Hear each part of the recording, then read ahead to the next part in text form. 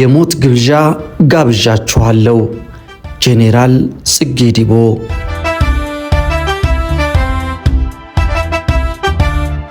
እሷንም ልጆቿንም ወስዳችሁ ግደሉና አቃጥሏቸው፣ ጥይት እንዳታባክኑ። በስልክ የተሰጠ ልዩ ትዕዛዝ።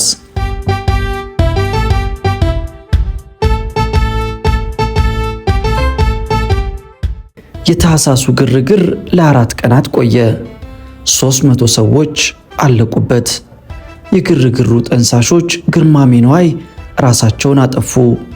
የደህንነት ሚኒስትሩ ኮሎኔል ወርቅነህ ገበየሁ እሳቸውም ራሳቸውን አጠፉ። ጄኔራል መንግስቱ ነዋይ ደግሞ ቆስለው ተይዘው ፍርድ ቤት ቀርበው ስቅላት ተፈርዶባቸው ተክለ ሃይማኖት አደባባይ ላይ ተሰቀሉ። የግልበጣው ሙከራ ተባባሪ የነበሩት ጄኔራል ጽጌ ዲቦ በቤተ መንግስት ከንጉሱ ደጋፊዎች ጋር ለብቻቸው ሲታኮሱ ቆይተው በመጨረሻም ራሳቸውን አጠፉ። ከጄኔራሉ ጋር አብሮ የተሰለፉት ጓዶቻቸው በቤተ መንግስት እያሉ መከበባቸውን ሲያውቁ ጄኔራል ተከበናል፣ ኑ እናምልጥ፣ እንሽሽ ሲሏቸው እሳቸው ግን የትም አልሄድም፣ መሄድ የምትፈልጉ ሂዱ፣ ከእኔ ጋር ግን የሞት ግብዣን ጋብዣችኋለሁ ብለው ከቤተ መንግስቱ ሰፊ ሰገነት ላይ ሆነው ለ2 ሰዓታት ለብቻቸው ተዋግተው በመጨረሻም ራሳቸውን አጠፉ።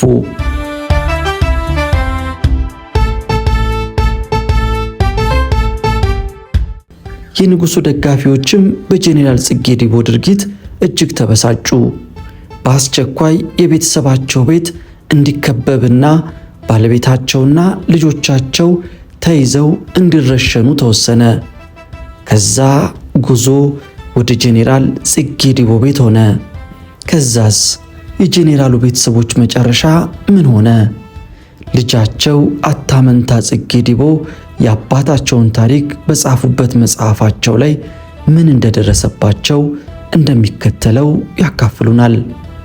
እኛም ለታሪክ ማስታወሻነት ይረዳን ዘንድ እንደሚከተለው አቅርበነዋል። አብራችሁን ቆዩ።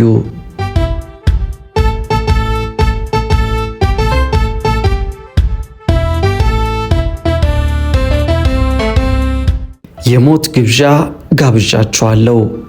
የጄኔራል ጽጌ ዲቦ ቤተሰቦች መጨረሻ። የአርብ ታህሳስ 7 1953 ዓ.ም አዳርና የጄኔራል ጽጌ ዲቦን ቤተሰብ ለመግደል የተሰጠው ትዕዛዝ። እሷንም ልጆቿንም ወደ ጓሮ ወስዳችሁ ግደሉና አቃጥሏቸው፣ ጥይት እንዳታባክኑ። በስልክ የተሰጠ ልዩ ትዕዛዝ። በሁለቱም ወገን የቤተ መንግስቱ እልቂት ከተገባደደ በኋላ በከተማዋ ውስጥ ተኩስ አልቆመም ነበር። ጦር ሰራዊቱም በየቦታው ተቆርጠው የቀሩትን ጥቂት የክብር ዘበ ወታደሮች በቁጥጥር ስር ለማዋል ካልሆነም ለመደምሰስ በከፍተኛ ደረጃ ዘመቻውን ቀጠለ። እንዲሁ ሌሊቱን ሲታኮሱ አድሮ ነጋ። አጎታችን ጋሻ ባተ ተፈሪም እቤታችን በመስኮት በኩል መትረየስና ሌላም መሳሪያዎችን ደግኖ አልፎ አልፎ ወደ ላይ ሲተኩስ አመሸ። የመኖሪያ ቤታችን የጀርባው ግቢ በጣም ሰፊ ስለነበረ ግማሹ ታጥሮ ቀሪው ጫካ እንዲሆን ተትቶ ነበረ። በነጋታው ቅዳሜ ጠዋት እህቶቼም ሁሌ እንደሚያደርጉት በአጥሩ ቀዳዳ ተደብቀው እየሾለኩ ጎረቤታችን የነበረችው ነጭ ጓደኛቸው ብሪንዳ ወይም አጎታችን አቶ ታምራት ቤት ለመሄድ ይወጡበት በነበረው በኩል ተኩሱ በረድ ባለበት ጊዜ ተደብቀው ከግቢው አጥር እኔን የሚይዘው ወጥተው በነበረበት ጊዜ አንድ በጎኑ በኩል በከባድ መሳሪያ ተመቶ የሞተ ወታደር ወድቆ አየን። ወዲያው ፖይንት 4 የአሜሪካን ተራድኦ ድርጅት መስሪያ ቤት በነበረበት በጀርባው ግቢ በኩል የጦር ሰራዊት ወታደሮች የጄኔራል ጽጌ ቤት የት ነው እያሉ ሲጠይቁ ሰምተው እየሮጥን ተመለስን። እኔም በጣም ሕፃን ስለነበርኩ የሚባለውና የማየው ብዙም አይገባኝም ነበር። በዚሁ ቅዳሜ ጠዋት በመኖሪያ ቤታችን የዘብ ለውጥ ተካሄደ። ይህ ከመሆኑ ቀደም ብሎ አርብ ቀን ቤታችንን ይጠብቁ ከነበሩት ነባር ፖሊስ ዘቦች ጋር ክብር ዘበኞችን መተው ተደባልቀው ዘብ ቆሞ ነበር። የጦር ሰራዊቱ ወታደሮች ቤታችን እንደደረሱ የቤቱ ቋሚ ፖሊስ ዘቦች መሳሪያቸውን እንዲያስረክቡ አዘው ግቢውንና እኛን ተረከቡ። ወዲያውም በማከታተል የብረት ጦር ቆባቸው ላይ በነጭ ጠመኔ የመስቀል ምልክት የሳሉ ብዙ የጦር ሰራዊት ወታደሮች በመከታተል በሰልፍ ግቢ ውስጥ እንደገቡ የጄኔራል ጽጌ ዲቦ ቤት መያዙንና የተላኩበትም ግዳጅ መፈጸሙን የጦር አዛዥ እንዳረጋገጠና እንደተቆጣጠረ ለማብሰር ሁለቴ ወደ ሰማይ ጥይት ተኮሰ። ቋሚ የነበሩት የፖሊስ ዘበኞችም ለጊዜው በቁጥጥር ስር ተደርገው ነበረ። ሆኖም የፖሊስ ሰራዊት በሙሉ ከአዛዣቸው ከጄኔራል ጽጌ ትዕዛዝ ውጭ ሆነውና ከጦር ሰራዊቱ ጋር ወግነው ስለነበረ ወዲያውኑ ተለቀው ለጦር ሰራዊቱ ቤቱንና ቤተሰቡን አስረክበው ሄዱ።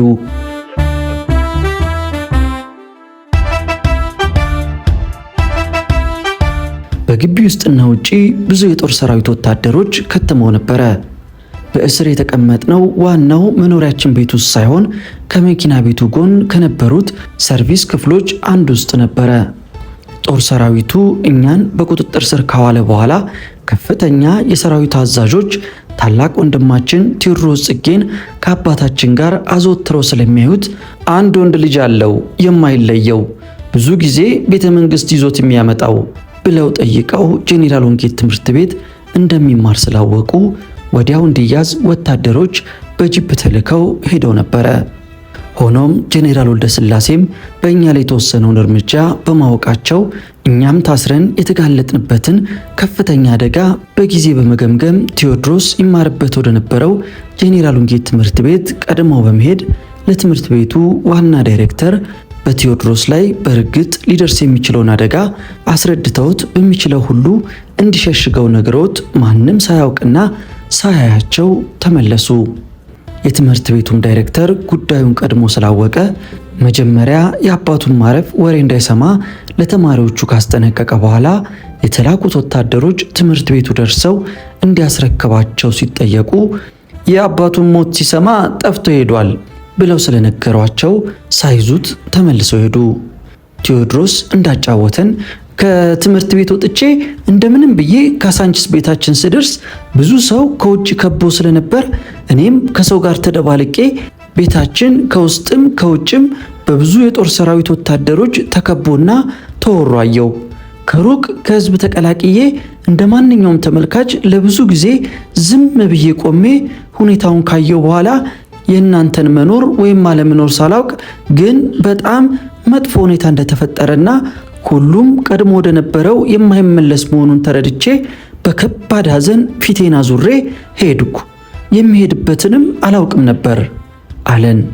ቴዎድሮስ በኋላ ላይ እንዳለው መሄጃም ስላልነበረው ወደ ጄኔራል ወንጌት ትምህርት ቤት ተመልሶ የትምህርት ቤቱ አስተዳዳሪ ሸሽጎ አስቀመጠው።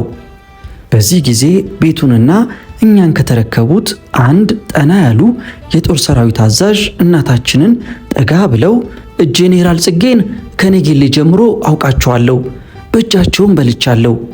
የጄኔራል ጽጌ ጉዳይ ጥሩ አይመስልም፣ አርፈዋል። ቤቱ እንዲዘረፍ ቤተሰቡም እንዲገደል ትዕዛዝ ተሰጥቶናል። እንደምንም ብለው ልጆቹን ያስወጡ። ብዙዎቻችን ጄኔራል ጽጌን በጣም ነው የምንወዳቸው። የምንችለው እናደርጋለን፣ እንዳላየን እንሆናለን ብለው አይናቸው እንባ ቅሮ ነገሯት።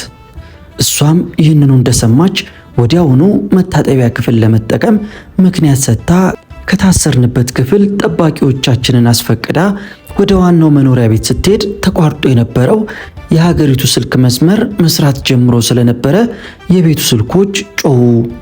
3 ስልኮች ነበሩ። አንዱ እንግዳ ቤት፣ ሁለተኛው የአባታችን መኝታ ቤት፣ ሶስተኛው ደግሞ ውጪ ዘብ ለሚቆሙት ፖሊስ ዘበኞች ነበረ። ስልኮቹ ሲጮሁ ቤቱን ከተቆጣጠሩት ከጦር ሰራዊቱ አንድ አዛዥ የውጭውን ስልክ ሲያነሳ እናታችንም ቤት ውስጥ ከነበሩት ከሁለቱ አንዱን ስልክ እኩል በማንሳት መነሳቱን ያልተገነዘበው መኮንን ለበላዮቹ ያለውን አጠቃላይ ሁኔታ ገለጻ ሲያደርግ እናታችን ከጥቂት ደቂቃዎች በፊት ያገኘችውን ጥቆማና ወዲያውኑ የሰማችውን የተወሰነውን የትዕዛዝ ልውውጥ እንደምትነግረን ሴትየዋ እናታቸው በጣም ኃይለኛ ናት፣ ትሳደባለች፣ አልችላትም ሲል በሌላ በኩል ሆኖ ትዕዛዝ ይሰጥ የነበረው አዛዥ ጦር መኮንን እሷንም ልጆቿንም ወደ ጓሮ ወስዳችሁ ጨርሷቸውና አቃጥሏቸው፣ ጥይትም እንዳታባክኑ ብሎ ትዕዛዝ ሲያስተላልፍ ይህንኑ እንደሰማች ስልኩን ቀስ ብላ ዘግታ ፊት ለፊት ያገኘችውን ጥቂት አምባሮችና ጌጣጌጦች ይዛ ወደ ነበርንበት ክፍል ተመልሳ መታ የሰማችውን እኛ ልጆቹ ሳንሰማ እዚያው ለነበሩት ለትላልቆቹ ነገረቻቸው።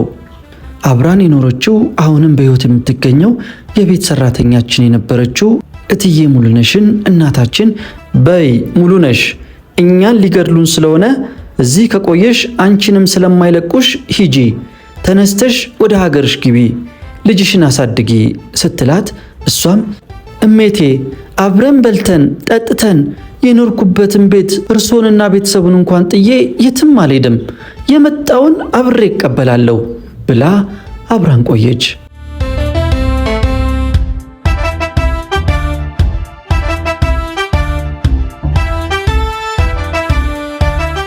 በዚሁ ቀን ቅዳሜ ጠዋት ወደ 4 ሰዓት አካባቢ ላይ የጦር ሰራዊቱ ዋና ዋና አዛዦች ወደ ቤታችን መጉረፍ ጀመሩ። የሚፈልጉትን ዶሴዎች፣ ዋጋ ያላቸውንና የሚመስላቸውን ማንኛውንም የግል ንብረትና ልዩ ልዩ የአባታችን መሳሪያዎች ሳይቀር በመኪና እየሞሉ ዘርፈው ወሰዱ።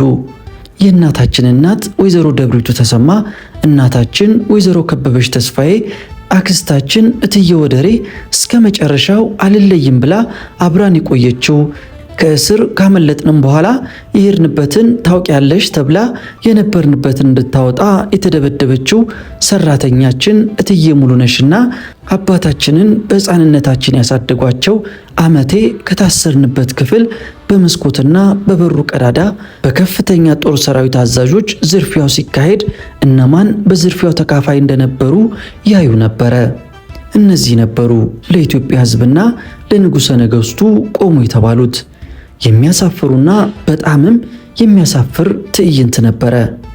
ቅዳሜና እሁድ የሃይማኖትን ቦታ የሚያጣብበው ጨዋ ተብዬው የከተማው ነዋሪና መንደርተኛው ሊሞት የደረሰ እንስሳ ነፍሱ እስኪወጣ እያንጃበቡ እንደሚጠብቁ አሞራዎች እዚያው እያለን ከቤታችን ራቅ ብለው ሲመለከቱና ዋና ዋና ግዳይ ለቃሚዎች የደከሙበትን እስኪቀራመቱ ተራቸውን ሲጠባበቁ ላስተዋለ የሰው ልጅ ከእንስሳ ብዙ የማይራራቅ በተፈጥሮ ከተሰጠው የመናገርና የማስታወስ ስጦታ በስተቀር በቀላሉ ቅዱስ ባህሪው ተለውጦ የዱር አውሬ ሊሆን እንደሚችል ያሳየና ያሳየን ጊዜ ነበር። ዋና ዋናዎቹ የጦር ሰራዊቱ መሪዎችና አለቆችም የሚፈልጉትን ከወሰዱ በኋላ ለዝቅተኛ መኮንኖች የዝርፊያውን ዕድል በተራ ተዋረድ ለቀው ሁሉም በተራቸው የወታደር ጅፕ መኪና ሳይቀር እያመጡ ንብረት መዝረፉና ማጋዙን ተያያዙት። ከዋና የጦር መሪዎች እስከ ተራ ወታደር። እኛም ካመለጥን በኋላ ከሰፈሩ ነዋሪ እስከ ቦዘኔው ጭምር የተካሄደ አሳፋሪ ድርጊት ነበረ። በዚያን ጊዜ የሁሉም ባህሪያቸው አንድ ነበረ፣ ከአህያ የዋለች ጊደር እንደሚባለው። በዚህም ቀን ቀደም ብሎ አንድ ጉሬዛ መጥቶ ግቢ ውስጥ በነበሩት 2 ትላልቅ ጥንድ ዛፎች ላይ ውሎ ነበረ። ሊገድሉት ሲሉም እናታችን እየወጣች ተዉት፣ የሥላሴ መልእክተኛ ነው እያለች እየለመነች አተረፈችው።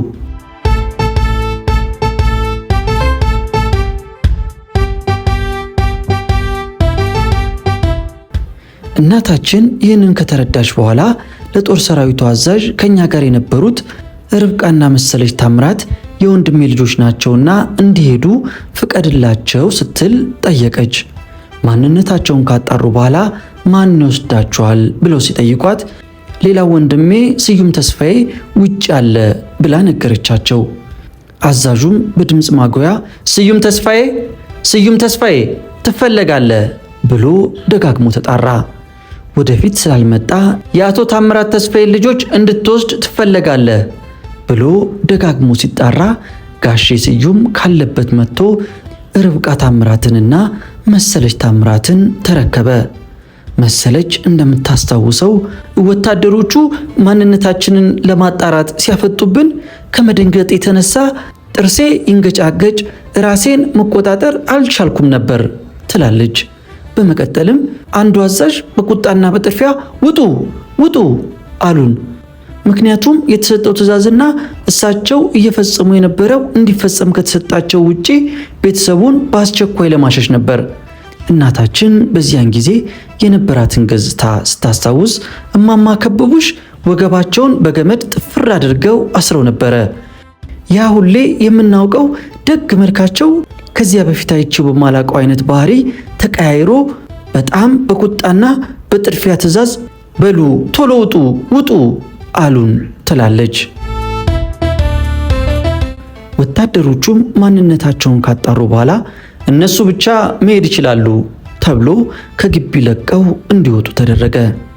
በዚህ ጊዜ ወዲያውኑ ሁኔታዎች እየከፉ ስለሄዱ ከተያዝንበት የምንወጣበት መንገድ ስለሌለ እህቶቼም ሆኑ እኛም ምግብ ስላልበላን ለምክንያት እነሱ መጀመሪያ ጎረቤት ሄደው እንዲበሉና እንዲመለሱ ተጠይቆ ስለነበር ፍቃድ ተገኝቶ እነሱም ቆየት ብለው በዚያው ወጥተው ሲያመልጡ እንደሚያስታውሱት ከግቢው ልንወጣ ስንል የልጅ ነገር ሆኖ የትምህርት ቦርሳችንን ስንይዝ ወታደሮቹ በቁጣ አስቀምጡ ሲሉን እኛም በጣም ደንግጠን የትምህርት ቦርሳችንን በመወርወር ያህል አስቀመጥ ነው ይላሉ። ከ59 ዓመት በኋላ እንዳጋጣሚ በትምህርት ቤት የልጅነት ጓደኛዬ በአቶ አንተነው ውብሸት በኩል ከአቶ አመሃ ማህተበ ስላሴ ጋር በስልክ ተገናኝተን በወቅቱ ያየውን የታህሳሱን ትዝታውን አንስቶ እንዲህ ሲል አጫወተኝ።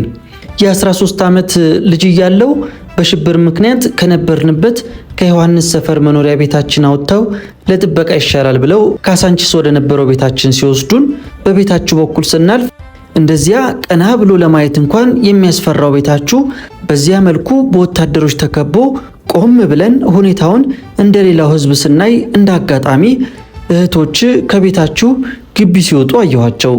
የትልቋ ልጅ ፊት ላይ የነበረው የድንጋጤ መልክ እስከ ዛሬ ድረስ ከዓይኔ አልጠፋም ብሎ በስልክ አጫወተኝ። ይህ የሆነው እኛ ጋር የነበሩት ያጎታችን ልጆች መሰለች ታምራትና ርብቃ ታምራት ከኛ ቤት ወጥተው ቤቱን ከከበበው ሕዝብ ጋር ራቅ ብለው መንገድ ላይ ቆመው በነበሩበት ጊዜ ነበር። በዚህ ጊዜ የወጡትን እህቶቼን ወዲያውኑ ውጭ ቆማ የነበረችው አክስታችን ወይዘሮ በላይነሽ ትንሽ ርቀት ከወሰደቻቸው በኋላ በሉ እንግዲህ ነፍሳችሁ እስኪወጣ ድረስ ሩጡ ብላቸው ሁሉም እየሮጡ ከሸዋ ፖሊስ መስሪያ ቤት ዝቅ ብሎ ወደ ነበረው ቤቷ ሄዱ። ቀደም ብሎ አጎታችን ጋሼ ስዩም ተስፋዬ መሰለችንና ርብቃን ይዟቸው ሲሄዱ እያለቀሱ ተለይተው መሄድ እንደማይፈልጉ ወይም እኛ አብረናቸው እንድንሄድ ቢጠይቁትም ወደ ኋላ እንዳትመለከቱ፣ ቀጥ ብላችሁ ሂዱ፣ እነሱም እዚያው በኋላ ይመጣሉ እያለ አባብሏቸው ከቤታችን ብዙም ሳይርቁ ታጣፊው መንገድ ግማሽ ላይ ቆሞ ሳለ አንድ የደነበረ ፊጋ በሬ ወደ ታች ቁልቁለቱን በእነሱ አቅጣጫ ሰዎች ያዙት እያሉ እያባረሩት ወደ ቤታችን በሚወስደው መንገድ እየሮጠ ሲመጣ እነሱም ደንግጠው ስለተረበሹ አይዟችሁ አይነካችሁም እያለ አረጋግቷቸው አልፏቸው ሄደ። በዚህ ጊዜ በእስር ውስጥ ቀርተን የምንገኘው የእናታችን እናት ወይዘሮ ደብሪቱ ተሰማ ወይም እትዬ እናታችን፣ እኔ 6 ወር ያልሞላት የመጨረሻዋ እህታችን ሶፊያ ጽጌ፣ አክስታችን እትዬ ወደሬ፣ የቤት ሰራተኛችን እትዬ ሙሉነሽ፣ አባታችን ሕፃን እያሉ በሞግዚትነት ያሳደጓቸውና የወላይታው ንጉሥ የጦና ዘመድ የነበሩት ጠላት ከወጣ በኋላ ካሉበት አገር አባታችን አስፈልገው አምጥተው ያስቀመጧቸው አመቴና የሶፊያ ሞግዚት ጸዳሽ ነበርን። የተቀረነው እዚያው አንድ ሰርቪስ ክፍል ውስጥ ተዘግቶብን ተቀምጠን አሁን እንደታዘዙት ሊገሉን ነው እያልን ስንጠብቅ እህቶቼ ከግቢው ወጥተው ትንሽ ከሄዱ በኋላ ከግቢው ውጪ ብዙ ውካታ ተሰማ። ግቢው ውስጥ የነበሩት ወታደሮች ግር እያሉ ወደፊት ለፊት አጭር የግንብ አጥር እየሮጡ ሲሰባሰቡ፣ ግማሾቹ ደግሞ በዋናው ግቢ በር ወደ ውጪ መንገድ ወጡ። ብዙ ወታደሮች መንገዱ ላይ ስለነበሩ መሄጃ ያጣው የደነበረው በሬ የቤታችንን አጥር ዘሎ ሊገባ ሲል ወታደሮቹ በጥይት መተው ጣሉት። ነፍሱ ከመውጣቷም በፊት አረዱት። ቤታችንን የተረከበውና የከበበው የጦር ሰራዊት ወታደሮች እቤት ውስጥ ያገኙትን ምግብ ጨርሰው ነበረ። ይህን ጊዜ ያልታሰበና ያልተጠበቀ ድል ለጥቂት ሴኮንዶች እንደገና ለቀረነው ተከፈተ። ወዲያውኑ ሁሉም ወታደሮች ሀገር ሰላም ነው ብለው ወደ ውጭ ተንጋግተው ወጥተው እየተጫጫሁ ከዋናው መግቢያ በር ከፍ ብሎ በወደቀው በሬ ላይ ቀልባቸው ሲያተኩር የእህታችን ሞግዚት ጸዳሽ ትንሿን ከአራስነት ከፍ ያለችውን ሶፊያን አቅፋ እናታችንንና እትዬ ሙሉነሽን እኔን ይዘው ተከታትለን በእግዚአብሔር ኃይልና ተአምር በእስር ከነበርንበት ክፍል በሩን ከፍተን ወጥተን በዋናው የግቢው በር ከሁለት በአንዱ በቀኝ በኩል በነበረው መውጫ ወጣን። መላእክተኛው በሬ ሰዓቱን ጠብቆ ተሰውቶ ከሞት አዳነን። ተአምር ነበረ።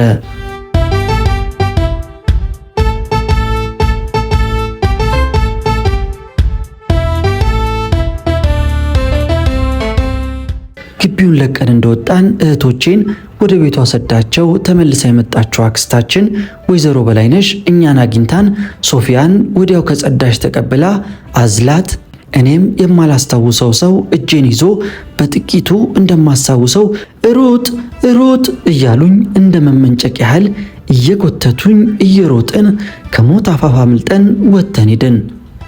አያታችን እንዴት እንደወጣች አላወቅንም ነበር። በኋላ ግን እትዬ ሙሉነሽ ትንሽ ቀደም ብላ አመንቴንና እሷን አውጥታ ጎረቤት የነበሩ አቶ ቦረንቱ የሚባሉ ሰው ቤት ወስዳቸው ነበረ። እናታችንም መንገድ ላይ ስለደከመች ከኛ ተለይታ ከእትዬ ሙሉነሽ ጋር ወደ ኋላ ቀሩ።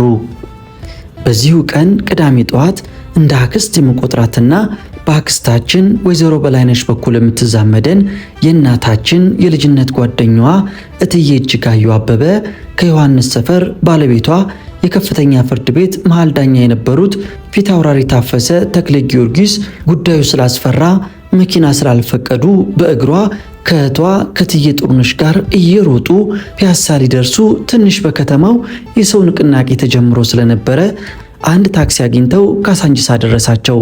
ከታክሲ ወርደው ወደ መኖሪያ ቤታችን ለመሄድ ሲሞክሩ ሰፈሩንና ቤታችንን ከወረዱት ወታደሮች ትንሽ ራቅ ብሎ የከበበው በጣም ብዙ ሕዝብ መካከል እያለቀሱ ወደ ቤታችን ሲያመሩ ያዩአቸው ሰዎች ምን እንደሆኑ ሲጠይቋቸው እነሱም ዘመድ ነን ሲሏቸው በሉ ከዚህ ብትሄዱ ይሻላችኋል፣ ሚስትየውንም ልጆቹንም የት እንዳደረሷቸው አይታወቅም፣ ሞተዋልም ይባላል ሲሏቸው እትዬ እጅጋየሁና እትዬ ጥሩነሽ ሁኔታውን ከውጭ አይተው ምንም ማድረግ ስላልቻሉ ወደ አክስታችን ቤት አመርተው እዚያ ሲደርሱ አክስታችን በድንጋጤ አልጋዋ ላይ በጀርባዋ ተዘራ አገኟት። እነሱን ስታያቸው ነፍሷ መለስ ብሎ እጅጋየሁ እንኳን ደረስሽልኝ፣ እነዚህን ልጆች ይዘሽልኝ ሂጂ፣ በምድር የሰጠውሽን በሰማይ ይቀበልሻለሁ ብላት ባልባሌ ልብስ ፊታቸውን ሸፋፍነው ሶስቱም ትላልቅ እህቶቼን ይዛቸው ሄደች። ካሳንቺስ ገና ያልተሰራው ቶታል ቤንዝል ማደያ አካባቢ ሲደርሱ አንድ ታክሲ ሲያልፍ አስቆሙና ወደ ዮሐንስ ሰፈር ውሰደን ብለው እንደተጠቀሰው ባለቤቷ ፊት አውራሪ ታደሰ የንጉሠ ነገሥቱ ፍርድ ቤት ዳኛ ስለነበሩ ጉዳዩም አደገኛ በመሆኑ እዚያው ሰፈር ጉራንጉር ውስጥ አንድ ትንሽ አልባሌ ቤት ውስጥ አስገቧቸው። ጊዜ አልፎ የኮሎኔል አብዲሳ አጋ ልጅ እንዳጫወተኝ በታህሳሱ ንቅናቄ ጊዜ ጎረቤታችሁ ነበርን ብላ በግርግሩ ሰዓት የተፈጠረውን አጋጣሚ ተጠቅሞ እናንተ እንድታመልጡ ከረዷችሁ አንዱ አባቴ በጊዜው ምክትል የመቶ አለቃ የነበረው ኮሎኔል አብዲሳ አጋ እንደነበረ ብዙ ጊዜ ሲያወራ ሰምቻለሁ። ለእኔም እንዲሁ በተደጋጋሚ ነግሮኛል ትላለች። እሷ እንደምትለው በጊዜው እኛ ቤት ለትንሽ ጊዜ ይኖር የነበረው 10 አለቃ እሳቱ የሚባል ወታደር ለ3 ቀን እንደወጣ ሳይመለስ በኋላም ቤተ መንግስቱን ጦር ሰራዊቱ ከተቆጣጠረው በኋላ ጥበቃ ላይ ለነበረው አባቴ የኛን ደህንነት ለማየትና ለማሳወቅ ተልኮ መጥቶ ሁኔታውን በስልክ ስለ ደህንነታችን ሲያመለክት በዚያው ሰዓት በጄኔራል ጽጌ ድቦ ቤት ላይ የሚካሄደውንም ዝርፊያ ጭምር አሳወቀው። አባቷ ኮሎኔል አብዲሳ እንዳላት ወዲያውኑም የጄኔራል ጽጌ አፍቃሪ የነበሩ ጦር ሰራዊቶች በ2-3 ኳርተር ካሚዮን እንዲሄዱ አስደረጉ ብለዋል ትላለች።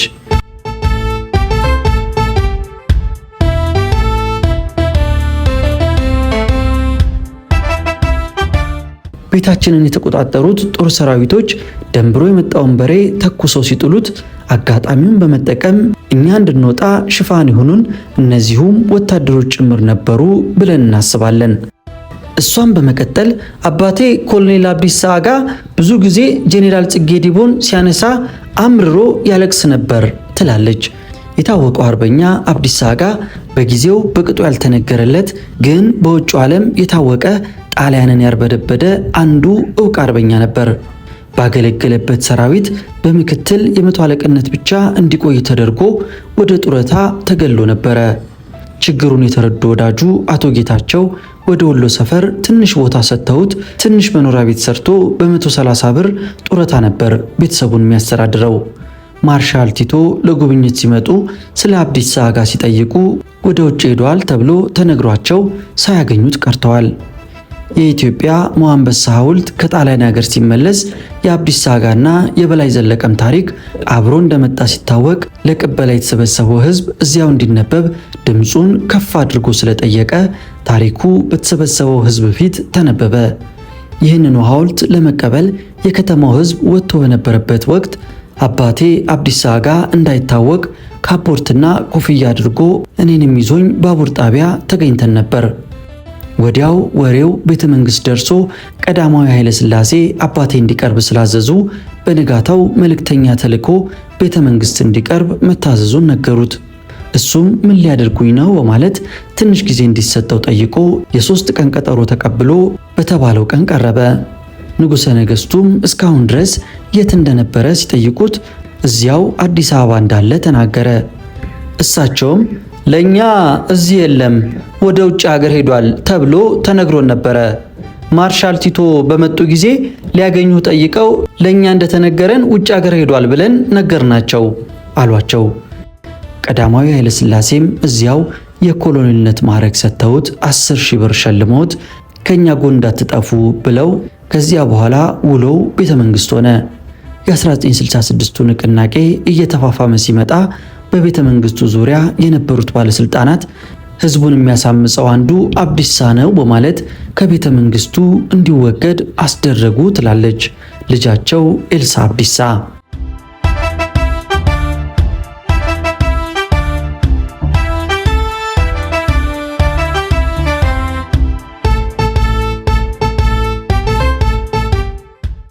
እናታችንንና እትዬ ሙሉነሽም አብረው እየሮጡ ግማሽ መንገድ ከሄዱ በኋላ ከ3 ቀን በላይ ምግብ ስላልበሉና እናታችንን በመድከሟ ወደ ኋላ ቀርተው መንገድ ዳር አንድ ቤት አንኳኩተው የቤቱ ባለቤት በሩን ስትከፍት እትዬ ሙሉነሽም እባካችሁ ደክሞብኝ ነው ብላ እንዲያስገቧቸው ስትማጸን በሩን የከፈተችው ወጣትም አሁን ወደ ኋላ መለስ ብላ እንደምታስታውሰው ነገሩ ገብቷት ነው መሰለኝ አይዞት ግቡ ብላ አስገባችን ትላለች።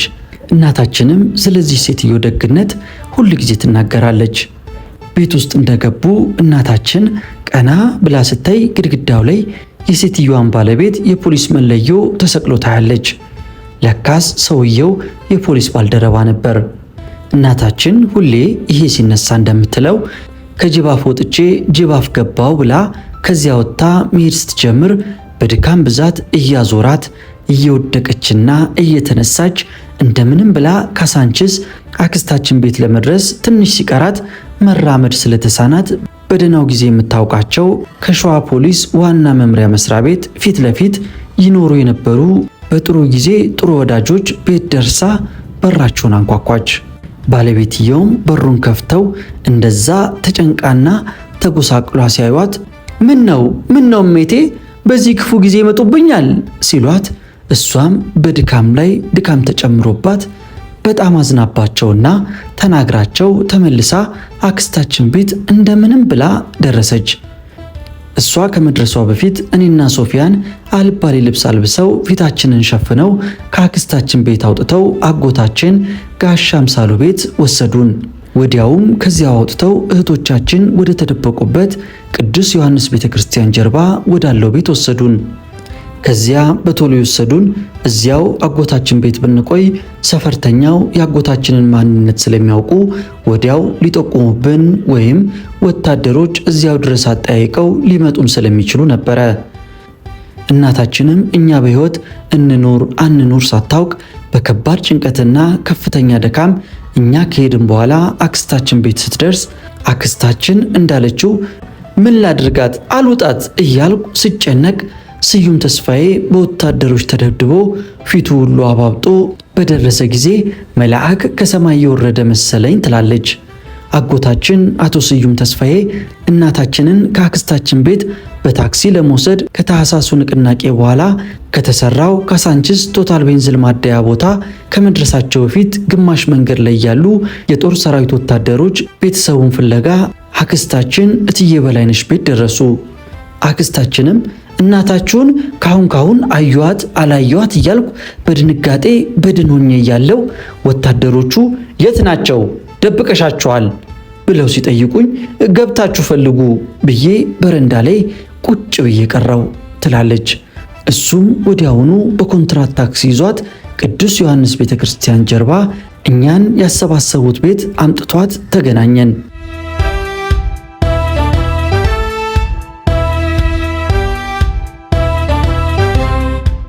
ከአክስታችን እትዬ በላይነሽ ቤት ሁላችንም ወጥተን እንደሄድን ግማሽ ሰዓት ባልሞላ ጊዜ ውስጥ የእናታችን ታናሽ ወንድም ጋሻ ባተ ተፈሪ በወታደር እየተደበደበ አክስታችን ቤት ተይዞ መጣ። ከግራው ጆሮውም ደም ያለማቋረጥ ይፈሰው ነበረ። ከዚያን ጊዜ ጀምሮ ግራ ጆሮ በሽተኛ ሆኖ ሁል ጊዜ ጥጥ ያደርግበት ነበር። ወታደሮቹም አክስታችንን ሚስትየዋና ልጆቹ የታሉ? ደብቀሻቸው ነው አውጪ እያሉ አንገላቷት። የቤቷን ዕቃ እየገለባበጡና ተደብቀው ይሆናል ብለው ለማስፈራራትም ጭምር ፍራሿንና የጣሪያዋን ኮርኒስ በሙሉ በሳንጃ ቀደዱት። ወደ ማዕድ ቤት ሄደው ጋኖቹን ሳይቀሩ ፈተሹ። እሷም ሆነ ሌሎቹ አላየናቸውም ብለው እስከ መጨረሻው በቃላቸው ስለጸኑ የተላኩት ወታደሮች እዚያ እንደሌለን ሲያውቁ ተስፋ ቆርጠው አጎታችንን እንደገና እያንገላቱ ወስደው አሰሩት። በዚህም ጊዜ የጦር ሰራዊቱ አዛዦችና ወታደሩ የሚችሉትን ንብረት ሰርቀው ወስደው ቤቱን ለቀው ከሄዱ በኋላ ሰፈርተኛውና ጎረቤቱ በሙሉ በተራቸው በበሩም በአጥሩም እየዘለሉ በመግባት የተቀረውን በሙሉ በመዝረፍ ቤቱን ባዶውን አስቀሩት። ኦናውንም ቤቱን ለማቃጠል ሞከሩ። እኛም እዚያች ደሳሳ ትንሽ ቤት ውስጥ ድምፅ እንዳናሰማ በጥብቅ ተከልክለን ደበቁን። እትዬ ሙሉነሽም አራስ ልጇን ይዛ በዚያው ወደ አገሯ ዝቋላ ሄደች። በግምት ከ3 ሳምንት በኋላ እዚያ መኖራችን እየተደረሰበት እንደሆነ የሚያመላክቱ አንዳንድ በስፍራው ያልታወቁ ሰዎች በአካባቢው ሲዘዋወሩ ስለታዩ በድብቅ ከዚያ አውጥተው 4 ኪሎ ከህዝብ መማክርቱ ቤት ወይም ከፓርላማ ፊት ለፊት ገባ ብሎ ይገኝ ወደ ነበረው አጎታችን ጋሻ አክሊሉ ንጉሴ ቤት አስገቡን። በኋላ እንደሰማነው እትዬ እጅጋየሁም ከጄኔራል መርድ መንገሻ ዝምድና ስለነበራት ሁሉ ነገር ከተረጋጋ በኋላ የተደበቅንበትን ቦታ ጸጥታው እየደረሰበት እንደነበረ ነግረዋት ነበረ። ጊዜ ካለፈ በኋላ በዚህ አስፈሪ ጊዜ ራሷንና እህቷን ለአደጋ አጋልጣ እኛ ከነበርንበት አደጋ በማውጣቷ በጣም አመስግኑኝ ትላለች። ጄኔራሉ ያደረጉት ሁሉ ወደ ኋላው እየጸጸታቸው በመምጣቱ የሚገልጸው አንዱም ይኸው የነገሯት ነበረ። በዚህ አስከፊ ጊዜ ከጥቂት ቤተሰብ በስተቀር ማንም የት እንዳለን አያውቅም ነበረ። የመንግስት ጸጥታና ፖሊስም እኛን ለመያዝ መከታተሉን ከፍ ባለ ደረጃ ያካሄድ ነበረ። ሆኖም የክብር ዘበኞችና ተባብረዋል የተባሉ ሁሉ በቆየ ቂም በቀል ወይም በገሃድ ድጋፍ አሳይተዋል ተብለው የተወነጀሉ ሁሉ በጥርጣሬ የሚያዙበት ያልተረጋጋ ጊዜ ስለነበረ ሁሉንም ለመዳሰስ አቅምም ሆነ ጊዜው አልነበራቸውም ነበር።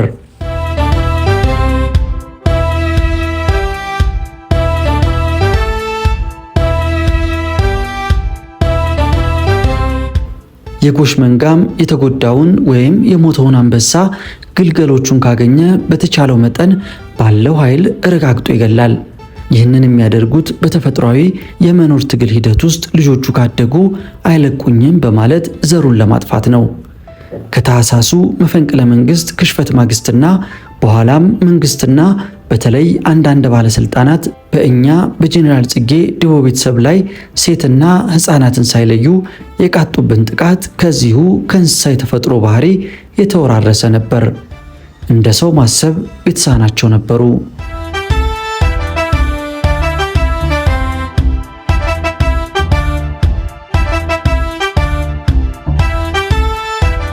አታምንታ ጽጌ ዲቦ የአባቱን የብርጋዴር ጄኔራል ጽጌ ዲቦ አስክሬን እንዴት እንደሆነ በመጽሐፉ ሲነግረንም እንዲህ ይላል። የጄኔራል ጽጌንና አብረዋቸው የሞቱትን አስክሬን ወታደሩና የከተማው ድልዳይ ሕዝብም መሬት ለመሬት እየጎተተ በድንጋይ እየወገሩና እያፌዙ ከማንኛውም ሃይማኖት ዘርፍ ተከታይ በማይጠበቅ አረመናዊ ጭካኔ ተግባርና ድርጊት ሲደሰቱ ዋሉ። የጄኔራል ጽጌን አስክሬን አብረዋቸው ከወደቁት ጓዶቻቸው ተለይቶ ተነስቶ 4ኛ ክፍለ ጦር ባቡር ሐዲድ ላይ አንጋለው ካዋላቸው በኋላ በቅርቡ እንደሰማነው በአቅራቢያው ወደሚገኘው ቅዱስ ቂርቆስ ቤተክርስቲያን በሁለት ወዳጆቻቸው ተወስደው እንደ ነገሩ በተማሰ ጉድጓድ ውስጥ ተቀብረዋል። እንደሚባለው ጉድጓዱ ጥልቀት ስላልነበረው የቀኝ ትከሻቸው ውጭ ወጥቶ ይታይ ነበረ። ቀደም ብሎ እንደተጠቀሰው አባታችን የተቀበሩበትን ቦታ ሳናውቅ ኖረናል።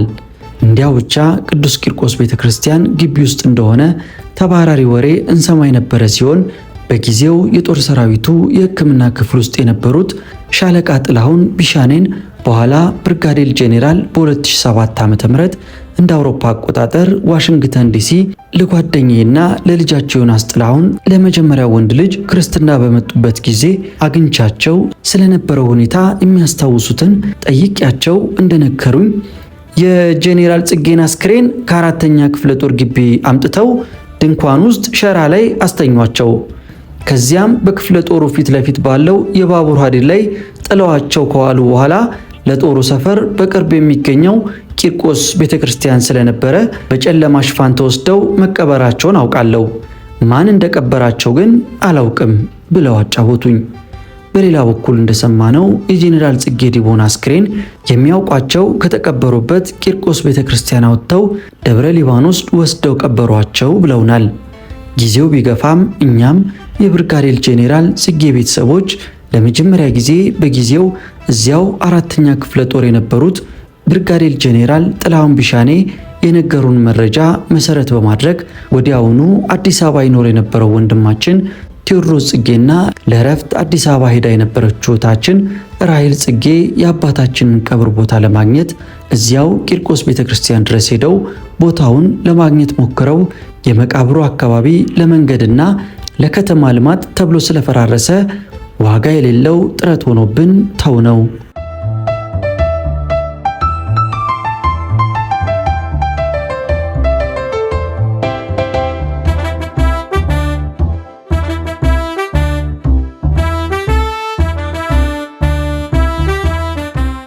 የሞት ግብዣ ጋብዣችኋለሁ።